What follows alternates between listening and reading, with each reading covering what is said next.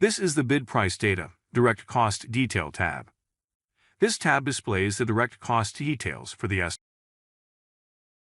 This is the estimate's material cost. If you click on the link, the estimate's material screen will be displayed. The estimate's material screen displays the estimate's material cost. This is the estimate's miscellaneous material cost. If you click on the link, the data source will be displayed. This is the estimate's time and material cost from the Takeoff tab. If you click on the link, the time and material tasks screen will be displayed. The time and material tasks screen displays the T&M material cost. This is the estimate's waste and theft cost. If you click on the link, the data source will be displayed. This is the estimate's additional material ordered cost. If you click on the link, the estimate's material screen will be displayed. The additional cost comes from the material screen. If you have a minimum package quantity that you must order, you have the option to add the additional cost to the estimate if you might not use the additional quantity on another job. The additional cost is calculated by subtracting the bid cost from the order cost. This is the estimate's sales tax cost. If you click on the link, the data source will be displayed. This is where you enter your material sales tax percentage. This is the estimate's total material cost. This is the pay rate per hour cost. The labor hours are for the items and assemblies from the Takeoff tab. The pay rate is the average pay rate for the employees selected in the Job Site Employees tab. This is the burden rate per hour cost. The labor hours are for the items and assemblies from the Takeoff tab. The burden rate is the average burden rate for the employees selected in the Job Site Employees tab.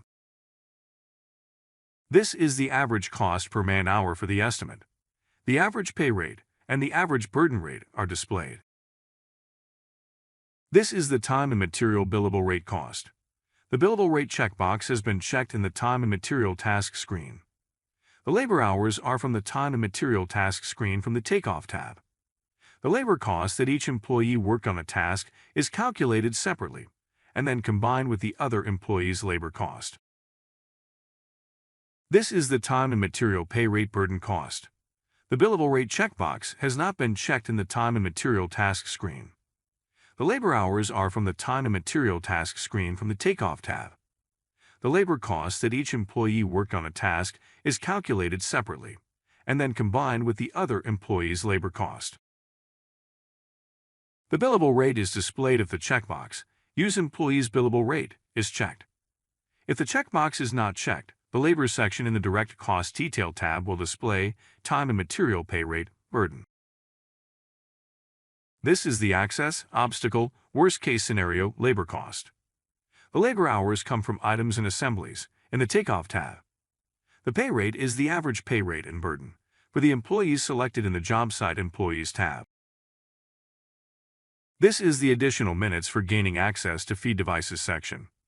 This allows you to account for the time needed to get into the attic, crawl space, or basement to feed the device. The time should include minutes for gaining access to the space, making room to do the work, and the time needed to get the tools and material that are needed.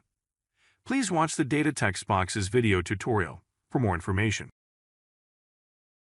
Enter the minutes needed to gain access to feed the device. This is the Obstacles to Drill and Fish Wire section. This allows you to account for the quantity in minutes that are needed to drill through obstacles and pull wire. Obstacles can be top or bottom plates, studs, floor joists, etc. Please watch the Data Text Box's video tutorial for more information. Enter the quantity and minutes each for obstacles that you need to drill and fish wire.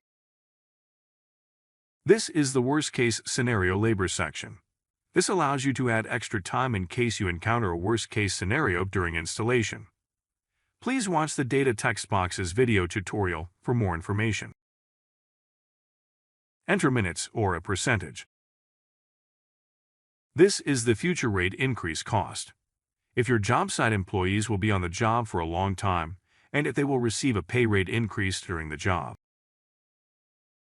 Enter the date and the amount of the future pay rate increase.